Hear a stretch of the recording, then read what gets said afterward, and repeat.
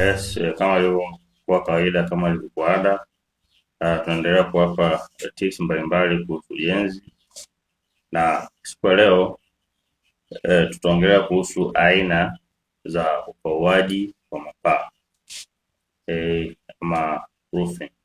Kwa hapa Tanzania tuko na aina mbili za upauaji ambazo ni common. Kuna flat roof na pitched roof. Sasa kwa lugha rahisi, flat roof ni yale mabati ambayo hayaonekani au yana slope ndogo sana.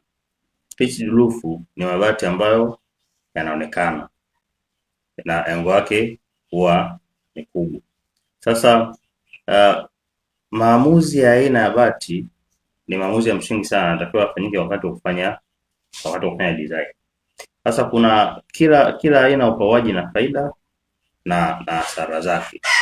Sasa tukianza na pitched, kama tulivyosema kwa awali, pitched ni aina ya mapaa ambayo engo yake ni kubwa, na tunasema engo yake ni zaidi ya degree 10, na mara nyingi huwa hujumuisha zaidi ya paa moja yenye mitindo tofauti tofauti. Sasa faida ya pitched ama bati ambalo linaonekana lenye engo ni zipi? Kwanza kabisa ni aina ya upauaji, aina ya paa ambalo linadumu muda mrefu sana. Linadumu kuanzia miaka 20, 30 mpaka 50, kutegemea na aina ya mabati ambayo utapaulia ama kigae na quality yake, lakini mara nyingi inadumu sana kwa sababu ni bati ambalo lina engo kubwa ambalo maji yana flow kirahisi, lakini pia zile takataka zina flow kirahisi.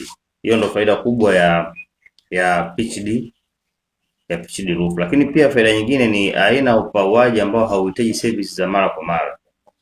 Aina upauaji ambao hauhitaji service za mara kwa mara, tofauti na aina nyingine za upauaji. Ingawaje aina zote zinahitaji service, lakini itachukua muda mrefu kidogo kufanya service kwenye pitched roof kuliko flat roof. Sasa hasara zake ni nini? Kwa haraka, hasara zake, ya kwanza kabisa, inaweza kuwa na gharama kutokana na kwamba vifaa vyake vinatumia material nyingi, mathalan ni bati, mbao, misumari na kadhalika. Lakini hapa ni sehemu ambayo ya kuwa mind you, si kesi zote wala si mara zote ambapo pitched roof inakuwa na gharama kuliko flat roof.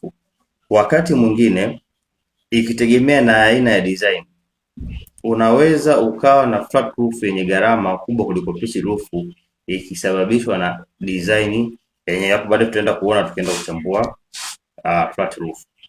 Lakini pia hasara nyingine na pitched roof ni bati ambayo ina complication, ambayo linachukua muda mrefu kufungwa, tofauti na flat roof. Sasa tuende haraka kwenye hii aina nyingine. Sasa tuangalie pia faida na hasara ambayo ni flat roof. Ni bati ambalo mara nyingi ni paa linakuwa moja, lakini linakuwa na engo isiyozidi degree 10. Inakuwa na engo isiyozidi degree 10.